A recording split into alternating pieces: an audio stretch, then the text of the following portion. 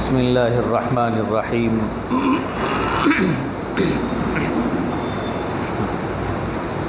نحمده ونصلي ونسلم على رسولنا الكريم اما بعد فقد قال الله تعالى اعوذ باللہ من الشیطان الرجیم بسم اللہ الرحمن الرحیم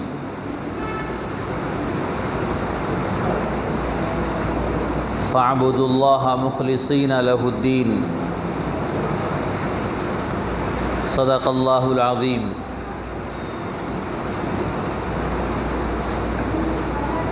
قال النبی صلی اللہ علیہ وسلم ان العبد اذا صلى في العلانیة فاحسن واذا صلى في السر فاحسن قال اللہ تعالی هذا عبدی حقا او كما قال علیہ الصلاة والسلام۔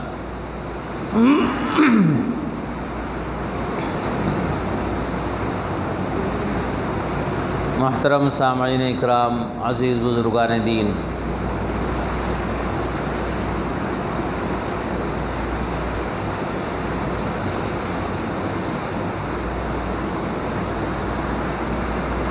اس وقت آپ کے سامنے ایک حدیث قدسی بیان کی گئی ہے۔ حدیث قدسی وہ حدیث جس کو بیان کرنے والے رسول اللہ صلی اللہ علیہ وسلم ہیں، لیکن اس کی نسبت اللہ کی طرف ہوتی ہے۔ ایسی حدیث کو حدیث قدسی کہتے ہیں۔ قرآن مجید اللہ تعالیٰ کا کلام ہے۔ قرآن کے جو الفاظ ہیں، جو ورڈز ہیں، وہ اللہ تعالیٰ سے نکلے ہوئے ورڈز ہیں، کلمات ہیں، الفاظ ہیں۔ حدیث قدسی یہ بھی اللہ تعالیٰ کا کلام ہوتا ہے، لیکن الفاظ نبی کے زبان مبارک سے ادا کیے جاتے ہیں۔ قرآن کے الفاظ براہ راست اللہ کی طرف سے، اور حدیث قدسی کے الفاظ نبی کریم صلی اللہ علیہ وسلم کی طرف سے ہوتے ہیں۔ اس کی نسبت ہوتی ہے اللہ کی طرف۔ تو ایسی حدیثوں کو حدیث قدسی کہا جاتا ہے۔ حدیث پاک ہے، اللہ کے نبی علیہ الصلاۃ والسلام نے ارشاد فرمایا ان العبد اذا صلى في العلانیة فاحسن، بندہ جب کھلم کھلا نماز پڑھتا ہے، یعنی چھپ کر نہیں، لوگوں کے سامنے نماز ادا کرتا ہے، فاحسن، اور اچھی طریقے سے ادا کرتا ہے، رکوع بھی یعنی وضو بھی اچھی طریقے سے کیا، نماز بھی اچھے طریقے سے ادا کیا، صاف ستھرے کپڑے پہنے، ارکان، رکوع، قیام، سجدہ، قاعدہ، یہ سارے اطمینان سے ادا کر رہا ہے، خشوع و خضوع کے ساتھ ادا کر رہا ہے۔ وَإِذَا صَلَّى فِي السِّرِّ فَأَحْسَنَ، اور پھر یہی کیفیت اس وقت ہوتی ہے جب وہ تنہائی میں پڑھتا ہے۔ ایک تو ہے لوگوں کے سامنے پڑھنا نماز، اور ایک ہے چھپ کے پڑھنا، گھر میں ادا کر رہا ہے، گھر کے بند کمرے میں ادا کر رہا ہے۔ تو گھر کے بند کمرے میں بھی جب وہ نماز پڑھ رہا ہے تو اس کے طور طریقے میں کوئی فرق نہیں آتا۔ اچھی طریقے سے وضو کرتا ہے، اچھے طریقے سے رکوع کرتا ہے، اور اطمینان سے سجدہ کرتا ہے، سنتوں کی پوری پابندی اور رعایت کرتا ہے، مکمل صحیح طریقے سے ادا کرتا ہے، تو قال اللہ تعالی، اللہ تعالیٰ فرماتے ہیں ھذا عبدی حقا، یہ میرا سچا بندہ ہے۔ ایسے بندے کے لیے اللہ تعالیٰ فرما رہے ہیں کہ یہ میرا سچا بندہ ہے، جس کا عمل جب وہ لوگوں میں ہوتا ہے تو بھی اس وقت وہ عمل ایسا ہی ہوتا ہے، اور جب وہ تنہائی میں ہوتا ہے تب بھی اس کے عمل میں کوئی فرق نہیں آتا، وہاں پہ کوئی تبدیلی نہیں آتی، جیسے یہاں پڑھتا ہے ویسے ہی وہاں نماز ادا کرتا ہے۔ یعنی اس کی عبادت، اس کی نماز ریاکاری سے خالی، دکھاوے سے خالی ہے۔ لوگوں میں نماز پڑھ رہا ہے، اچھی طرح وضو کیا، اچھی طرح رکوع کیا، اچھی طرح سجدہ کیا، تو اس کا یہ مطلب نہیں کہ وہ دکھانے کے لیے کیا۔ اگر وہ دکھاوے کے لیے کرنے والا ہوتا تو تنہائی میں نماز ایسی نہ پڑھتا، تنہائی میں بس جلدی جلدی پڑھ لیا اور اٹھ گیا، یہ اس کا مقصد ہوتا ہے۔ بہت سے لوگ ہوتے ہیں جب لوگوں کے درمیان نماز پڑھتے ہیں تو کیفیت الگ ہوتی ہے، اور پھر جب تنہائی میں نماز پڑھتے ہیں تو کیفیت ان کی الگ ہوتی۔ خصوصاً ایسے امام بھی آپ کو مل جائیں گے، کہنا تو نہیں چاہیے، لیکن جب وہ نماز پڑھا رہے ہوتے ہیں تو لوگوں کی رعایت نہیں کرتے۔ بھئی لوگوں میں پڑھنے والوں میں جوان بھی ہیں، بچے بھی ہیں، بوڑھے بھی ہیں، ہر کوئی ہوتا ہے، تو سب کی رعایت کرنا امام کے لیے ضروری ہوتا ہے۔ لیکن امام کبھی کبھی 20-20 منٹ کی نماز پڑھا رہا ہے، آدھے گھنٹے کی نماز پڑھا رہا ہے، تو اس میں مشکل ہو جاتی ہے لوگوں کے لیے۔ اللہ کے نبی نے فرمایا مشکل نہیں بنانی ہے۔ حالانکہ نبی پاک صلی اللہ علیہ وسلم کے زمانے میں نماز مختصر نہیں ہوتی تھی، کبھی آپ عشاء کی نماز میں سورہ بقرہ مکمل پڑھ دیتے تھے۔ وہ صحابہ کا دور تھا، ٹھیک ہے، اس میں برداشت تھی، لیکن پھر بھی اللہ کے نبی علیہ الصلاۃ والسلام یہ اکثر نہیں کرتے تھے، کبھی کبھی ایسا ہو، مختصر نماز پڑھاتے تھے اللہ کے نبی صلی اللہ علیہ وسلم۔ تو جب نماز پڑھاتے ہیں تو لمبی، اور جب نماز خود پڑھتے ہیں تو ایک دم شارٹ، ایسا نہیں ہونا چاہیے۔ بھائی جتنا خود پڑھتے ہیں اتنی ہی پڑھانا بھی چاہیے، نہ سنت کے خلاف ہو، نہ سنت سے تجاوز کر جائے، حد سے بھی تجاوز نہیں ہونا چاہیے۔ ہاں اگر آپ کو لمبی نماز پڑھنی ہے تو اکیلے مصلی پہ کھڑے ہو جاؤ اور پوری رات پڑھو، وہاں کوئی نہیں روکتا۔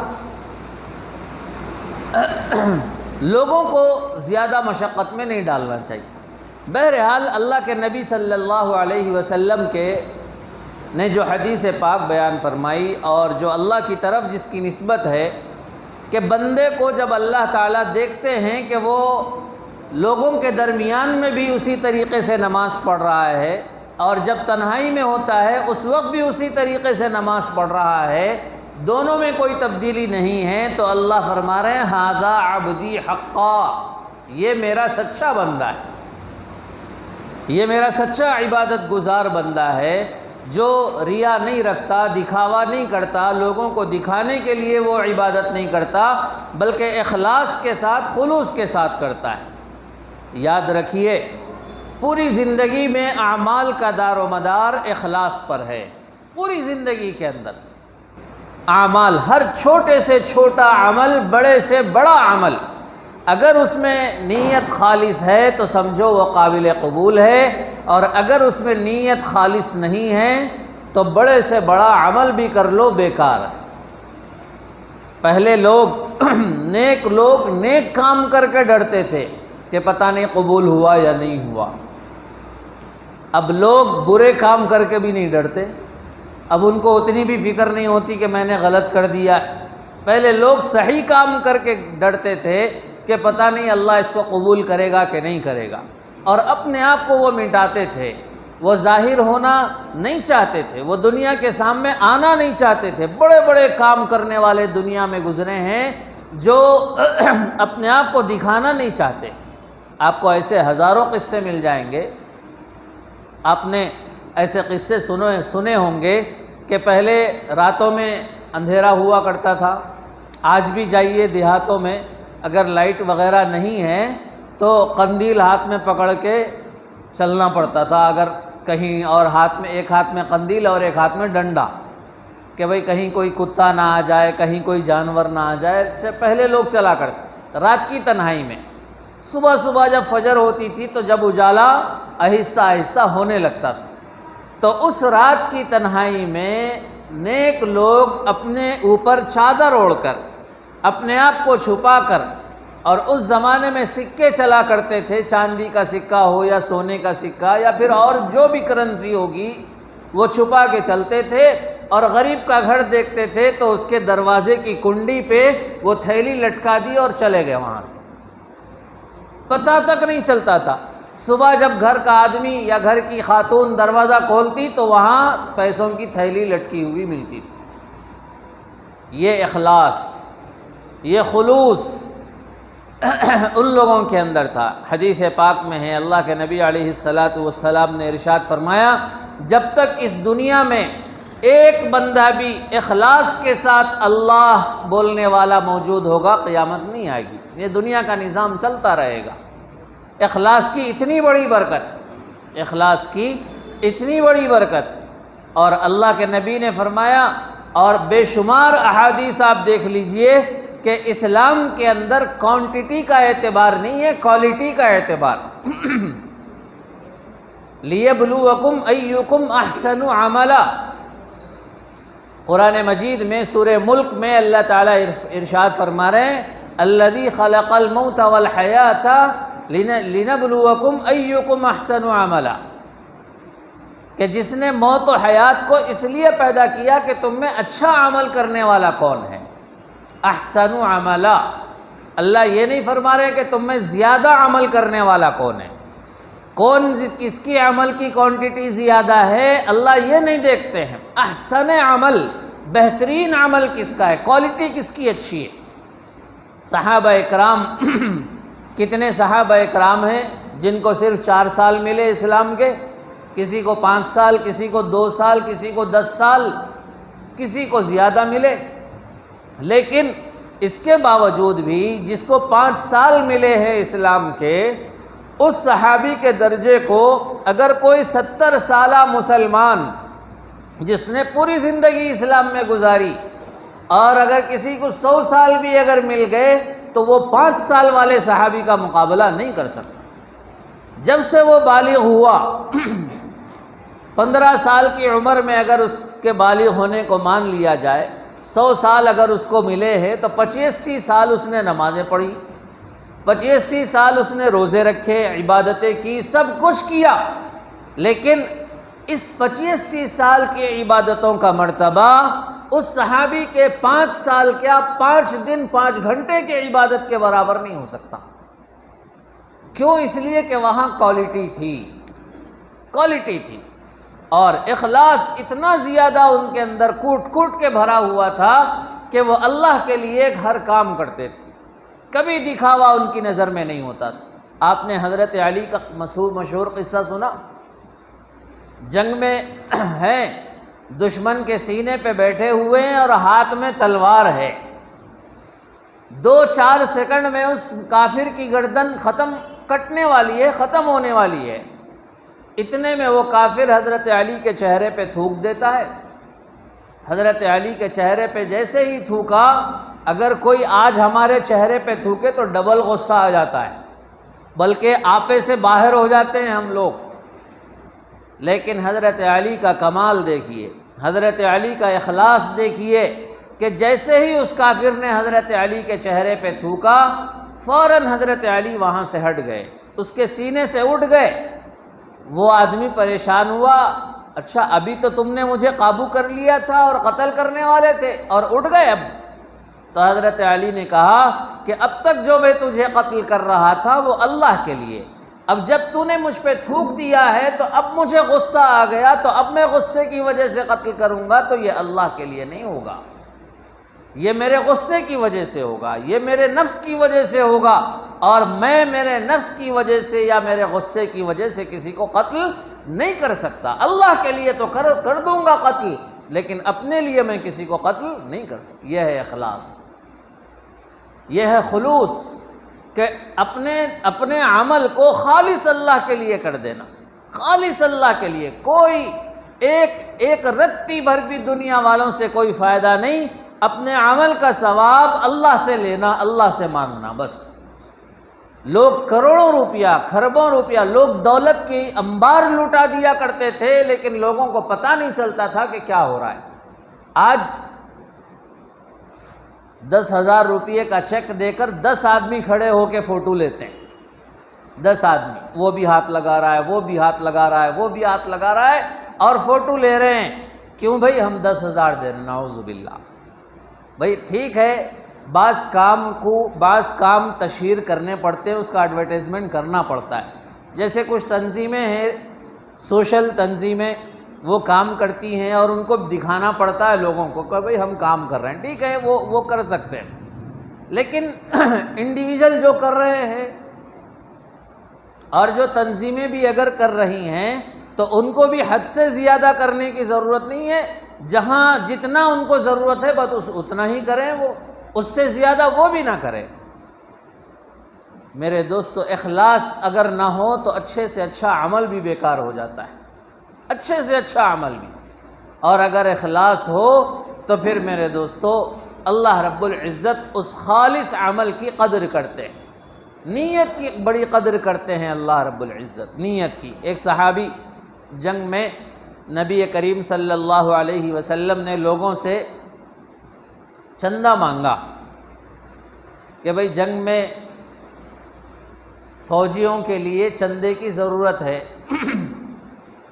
حدیث پاک میں ہے، اللہ کے نبی علیہ الصلاۃ والسلام نے ارشاد فرمایا، جس نے غازی کی مدد کی اور جس نے شہید کے خاندان کی مدد کی، غازی جو جنگ میں جاتا ہے اور جیت کے زندہ لوٹ کے آتا ہے اس کو غازی کہتے ہیں، اور شہید جو جنگ میں گیا، اللہ کے لیے لڑا اور شہید ہو گیا، اس کو شہید کہتے ہیں۔ تو جس نے غازی کی مدد کی، فوجی کی مدد کی، اس کو تلوار کی ضرورت ہے تلوار دلا دیا، جو بھی ضرورت ہے اس کی مدد کر دی، اور شہید کے گھر والوں کی مدد کی۔ اللہ کے نبی فرماتے ہیں اگر اس نے غازی کی مدد کی تو گویا وہ ایسا ہے کہ اس نے خود جہاد کیا، اور جس نے شہید کے پریوار اور شہید کے خاندان کی اگر مدد کی تو وہ ایسا ہے جیسے وہ خود شہید ہوا، اس کو خود شہادت کا مرتبہ ملتا ہے۔ اللہ کے نبی نے چندہ مانگا اپنے فوجیوں کے لیے، جنگ کے لیے۔ ایک صحابی گئے، گھر میں ادھر ادھر دیکھا، کچھ نہیں تھا، ایک تھیلا ملا، اس تھیلے کے اندر کھجوریں رکھی ہوئی تھیں، اور کھجوریں جب ختم ہو جاتی ہیں تو کھجور کا جو برادہ ہوتا ہے، جس کو ہماری زبان میں بورا بولتے ہیں، کھجور کا کچرا، اس کے ڈنڈی کے پاس پہ، اس کے ڈیٹ کے پاس سے کچھ نکلا ہوا، اس کے چھلکے الکے وغیرہ یہ سب اس کے اندر جمے ہوئے تھے یا کہیں اور رکھے ہوئے تھے، بس وہی ملا۔ وہ صحابی اس تھیلے کو اٹھا کے لاتے ہیں اور اللہ کے نبی کے قدموں میں رکھ دیتے ہیں اور فرماتے ہیں یا رسول اللہ، میرے پاس کچھ نہیں ہے، میں یہ لا سکا ہوں، ہو سکتا ہے کہ یہ شہیدوں اور فوجیوں کے اور مجاہدین کے گھوڑے یہ کھا لیں، بس میں اتنا کر سکتا ہوں۔ اللہ کے نبی علیہ الصلاۃ والسلام اتنا خوش ہوئے کہ انہیں جنت کی خوشخبری دی۔ یہ ہے نیت، یہ ہے نیت۔ ایک آدمی اچھی نیت کے ساتھ 5 روپے صدقہ کرتا ہے اور کامیاب ہو جاتا ہے، اور ایک آدمی دکھاوے کی نیت کر کے 5 کروڑ بھی خرچہ کرتا ہے تو وہ 5 پیسے کے برابر، اس کی کوئی ویلیو نہیں ہے۔ اللہ اب پیسے کس کو دے رہے ہیں بھائی؟ کس کو ہم دے رہے ہیں؟ اس کو جس کے پاس سارے خزانے ہیں، جس کے پاس پوری دنیا، پوری دولت جس کے خزانے میں ہے، ہم اس کو اگر 5 کروڑ بھی دے دیں گے تو کیا ہوگا؟ کچھ نہیں ہوگا، کوئی اس کی اہمیت نہیں ہے۔ اللہ کے پاس اہمیت دل کی ہے، دل کی نیت کی اہمیت۔ اس لیے میرے دوستو، عبادتوں میں خلوص ہونا چاہیے، عبادتوں میں اخلاص ہونا چاہیے، اور اخلاص کے ساتھ ساتھ عبادتوں میں خشوع و خضوع بھی ہونا چاہیے۔ خشوع و خضوع پورے انہماک کے ساتھ، پوری توجہ کے ساتھ عبادت کرنی چاہیے۔ خشوع و خضوع کے ساتھ اگر ہم عبادت کریں گے تو پھر میرے دوستو یہ عبادت قابل قبول ہو جائے گی۔ اتنا انہماک ہو، اتنی توجہ ہو اللہ کی جانب کہ ہمیں کسی چیز کی پرواہ نہ ہو۔ حضرت علی کے پیر میں ایک تیر لگ گیا تھا، جنگ میں تیر لگ گیا، اور آج جیسے بندوق کی گولی یا پھر اور کوئی چیز پیر میں، کبھی بندوق کی گولی تو خیر بڑی چیز ہے، بعض مرتبہ چھوٹی چھوٹی چیزیں پیر میں چبھ جاتی، کانچ چبھ گئی، اور کوئی ذرہ چبھ گیا، کسی بمبو کا کوئی ذرہ جس کو ہم دھسی بولتے ہیں، دھسی، وہ چبھ گئی تو وہ اندر چلی گئی اور اٹک گئی۔ اب اس کے بعد زخم بن گیا، پھول گیا، اب اس کو نکالنے میں کتنی تکلیف ہوتی۔ تو اب ایسے ہی سوچئے کہ جس کے پیر میں تیر چبھ گیا ہو اور وہ تیر ابھی جسم کے اندر ہو، پیر کے اندر ہو، نکالا نہ گیا ہو، اس کو کتنی تکلیف ہوگی۔ آج اگر ہم ناخن تھوڑا اندر کٹ جائے ہمارا، ہمیں برداشت نہیں ہوتا، لیکن جس کے پیر میں تیر چبھی ہوئی ہو اور اس کے اندر پیوست ہو، اس کو کتنی تکلیف ہوگی۔ حضرت علی کے پیر میں تیر چبھا ہوا ہے، حکیم نکالنا چاہتا ہے، حضرت علی منع کرتے ہیں اور یہ کہتے ہیں کہ جب میں نماز پڑھنے لگوں تو تیر نکال دینا۔ کیوں؟ اس لیے کہ جب نماز پڑھنے لگوں تو تیر نکال دینے کا مطلب یہ ہے کہ وہ جب نماز پڑھتے ہیں تو ان کی توجہ اور ان کا انہماک اللہ کی طرف اتنا زیادہ ہوتا ہے کہ انہیں دنیا کی کوئی خبر نہیں ہوتی۔ ان کے پیر میں زخم لگا یا سانپ نے ڈس لیا یا کسی چیز نے کاٹ لیا، اسے کوئی خبر نہیں ہوتی تھی ان کو، اور اسی وقت ان کا تیر نکالا گیا۔ آج ہماری نمازیں کیسی ہیں؟ میرے دوستو، نماز تحفہ ہے اللہ رب العزت کے لیے، تحفہ، گفٹ ہے۔ بندہ اللہ کے لیے جو سب سے بہترین گفٹ دے سکتا ہے وہ صرف نماز، اس کے علاوہ اور کوئی گفٹ نہیں۔ ہم کتنے بڑے آدمی کو گفٹ دے رہے ہیں، کس کو ہم گفٹ دے رہے ہیں؟ ایک چیف منسٹر کو اگر گفٹ دینا ہو، بیٹا اگر باپ کو گفٹ دینے کے لیے کوئی چیز بازار میں خریدنے اگر جاتا ہے، چھوٹے بچوں کو کا ایک موبائل ملتا ہے، کھلونے والا موبائل، ٹوائس جس کو کہتے ہیں، کھلونے والا، اس کے اندر میوزک آتی ہے اور کچھ بھی نہیں آتا۔ اگر کوئی آدمی گیا بازار میں اور وہ کھلونا خریدا موبائل کا اور باپ کو گفٹ لا کے دے لیجئے، میں نے آپ کے لیے گفٹ لایا ہے، تو یہ مذاق ہوگا یا پھر محبت ہوگی؟ بتائیے۔ یہ مذاق ہوگا کہ بھئی یہ باپ کو یہ کھلونے کا گفٹ، چلو ٹھیک ہے، اس سے کچھ دیر آدمی بہل بھی جائے گا، اس سے کچھ آدمی بہل بھی جائے گا، لیکن اگر وہ کھلونا خراب اگر ہو، اس میں میوزک بھی نہیں آتی ہے، اس میں آواز، وہ بھی ٹوٹا ہوا ہو، تو اب بتاؤ، وہ تو اور گیا گزرا ہو جائے گا۔ میرے دوستو، اگر ایک آدمی کی اتنی بڑی قدر ہے دنیا کے اندر، اور یہ بھی رتبہ برتبہ الگ الگ حساب سے آدمی کی قدر ہوتی ہے، باپ کی الگ قدر ہے، منسٹر کی الگ قدر ہے، چیف منسٹر کی الگ قدر ہے، کسی اور بڑے کی الگ قدر، جو جس حیثیت کا آدمی ہوتا ہے اس کو گفٹ اس اعتبار سے لوگ دیتے ہیں۔ اب ہم اللہ کو گفٹ دے رہے ہیں نماز کی شکل میں، تو ہماری نماز کیسی ہونی چاہیے؟ ذرا سوچئے۔ اگر ہم ٹوٹا پھوٹا اگر گفٹ کسی آدمی کو نہیں دے سکتے، وہ ریجیکٹ ہو جاتا ہے، وہاں ایکسیپٹ نہیں ہوتا، قبول نہیں ہوتا، تو کیا یہ ٹوٹی پھوٹی نمازیں ہماری قبول ہو جائیں گی اللہ کے پاس؟ میرے دوستو، ہماری یہ ٹوٹی پھوٹی نمازیں کسی کام کی نہیں ہیں، لیکن دل نہیں توڑنا، ہمت مت ہارنا اس سے کہ بھئی وہاں کیا چلے گا، ہماری نماز تو، ہماری زندگی میں کوئی ایسی نماز نہیں گزری جو خالص اللہ کے لیے ہو، لیکن اللہ نیت دیکھتے ہیں۔ میں یہ نہیں کہہ رہا ہوں کہ کوانٹٹی دیکھتے، اللہ نیت دیکھتے۔ ایک بندہ 2 رکعت نماز پڑھتا ہے اور نماز پڑھتے ہوئے اس کی نیت اگر خالص ہے، نماز کے درمیان غلطیاں ہو گئی، کبھی ذہن ادھر چلے گیا، کبھی ادھر چلے گیا، کبھی کچھ چلے گیا، لیکن وہ کوشش کر رہا ہے۔ اللہ جانتے ہیں کوشش کون کرتا ہے اور کوشش کون نہیں کرتا ہے، یہ اللہ جانتے ہیں۔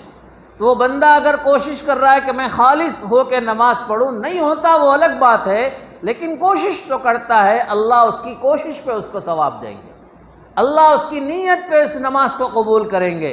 لیکن کیا ہم کبھی کوشش کرتے ہیں؟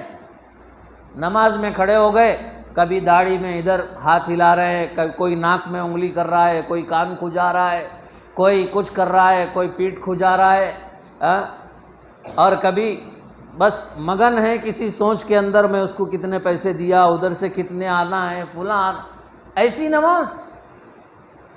نماز میرے دوستو یہ قابل قبول نہیں، یہ طریقہ نہیں ہے نماز پڑھنے کا۔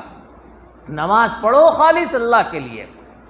اور کتنے ایسے مسلمان ہیں اگر ان سے کہا جائے مسجد سے باہر نکل کے کہ بھائی ذرا دعوت میں جانا ہے، چلیں گے کیا؟ وہ اب بھی کپڑے چینج کر کے، اب بھی کپڑے چینج کر کے۔ بھائی دعوت میں جانے کے لیے کپڑے چینج کرتے ہیں، اللہ کے گھر میں آنے کے لیے کون چینج کرتا ہے؟ بس وہی نائٹی رات کے کپڑے پہنے اٹھے اور صبح منہ صاف کر لیا، کلی کر لیا اور آ گئے مسجد کو۔ یہ ہے اللہ کے گھر کے دربار کی عزت، اللہ کے دربار کی عزت۔ لوگ چلے آتے ہیں اپنے رات کے کپڑوں سے۔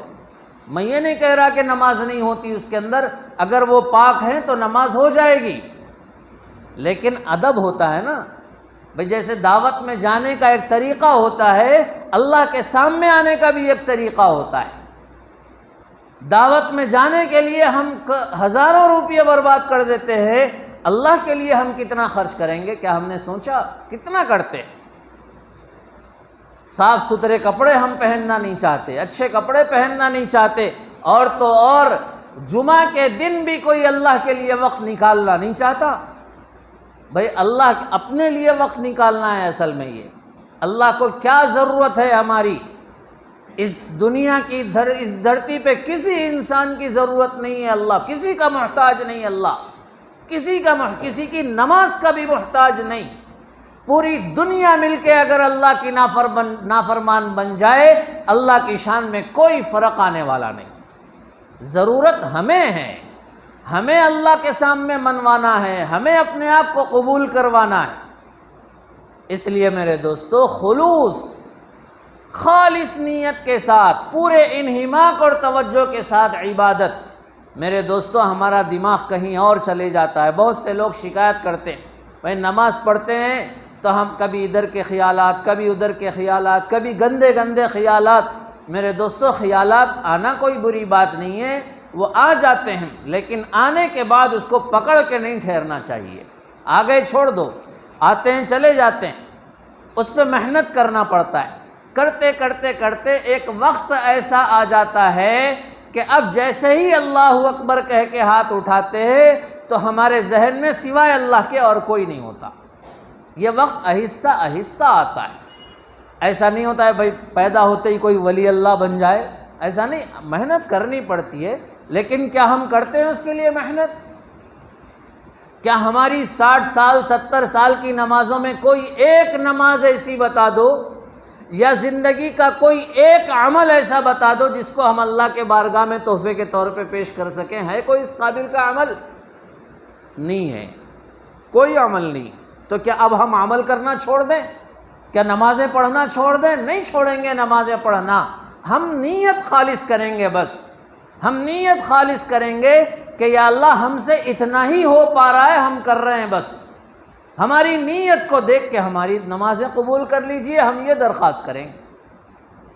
اس لیے میرے دوستو نمازوں کو اہتمام کے ساتھ ادا کیجئے، عبادتوں کو اہتمام کے ساتھ ادا کیجئے، اور نماز میں کھڑے ہو کے کبھی ادھر دیکھیے، ایک عمل ایک بات سن لیجئے، ایک مسئلہ کہ نماز میں داخل ہونے کے بعد اگر کوئی آدمی عمل کثیر کرتا ہے، عمل کثیر سے مراد ایسا عمل کہ باہر کا آدمی دیکھ کے اگر اس کو سمجھے کہ یہ نماز کے اندر نہیں ہے، باہر کا آدمی دیکھ کے اس کو یہ سمجھے کہ یہ نماز کے اندر نہیں ہے، تو یہ سمجھو کہ وہ اس کی نماز ختم ہو گئی۔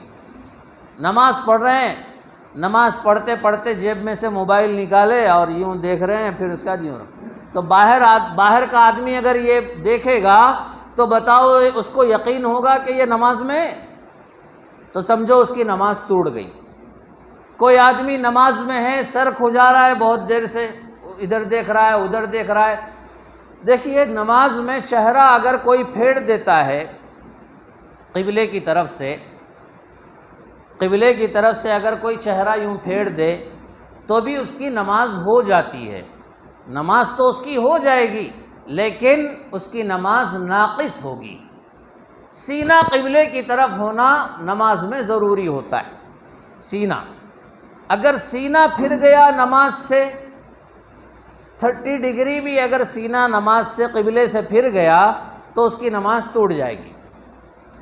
اب کوئی آدمی ادھر ادھر دیکھ رہا ہے، ادھر کبھی دیکھ رہا ہے، کبھی کھیل رہا ہے، کبھی کپڑے سے کھیل رہا ہے، کبھی خود سے کھیل رہا ہے، تو میرے دوستو جب یہ 3 مرتبہ سبحان اللہ کہنے کے برابر، سبحان اللہ سبحان اللہ سبحان اللہ، اتنی دیر اگر کوئی نماز کے علاوہ دوسرے کام میں وہ مشغول ہو جاتا ہے تو اس کی نماز ٹوٹ گئی، نماز اس کی قابل قبول نہیں رہے گی۔ اب سوچ لیجئے، اب ہم کتنے کام کرتے ہیں نماز، ادھر دیکھتے ہیں ادھر دیکھتے ہیں، سر کھجاتے ہیں، داڑھی کھجاتے ہیں، پھلا کرتے ہیں۔ میرے دوستو ایسی نماز نہیں ہونا چاہیے۔ اللہ کے فرما رہے ہیں کہ ان العبد اذا صلى في العنانية فاحسن واذا صلى في السر فاحسن قال اللہ تعالی هذا عبدی حقا۔ جب میرا بندہ علانیہ نماز پڑھتا ہے تو بھی اچھی پڑھتا ہے، اور جب تنہائی میں پڑھتا ہے اس وقت بھی اچھی پڑھتا ہے، تو اللہ فرماتے ہیں ھذا عبدی حقا، یہ میرا سچا بندہ ہے۔ تو ایسی نماز ہمیں پڑھنی چاہیے، اور خشوع اور خضوع کے ساتھ، اور ہر عبادت میں اخلاص ہمارے اندر پیدا ہونا چاہیے۔ اللہ تبارک و تعالی ہم سب کو نیک عمل کرنے کی توفیق نصیب فرمائے، ہماری عبادتوں کو قبول فرمائے، اور ہماری عبادتوں میں خلوص پیدا فرمائے۔ وآخر دعوانا الحمد للہ رب العالمین۔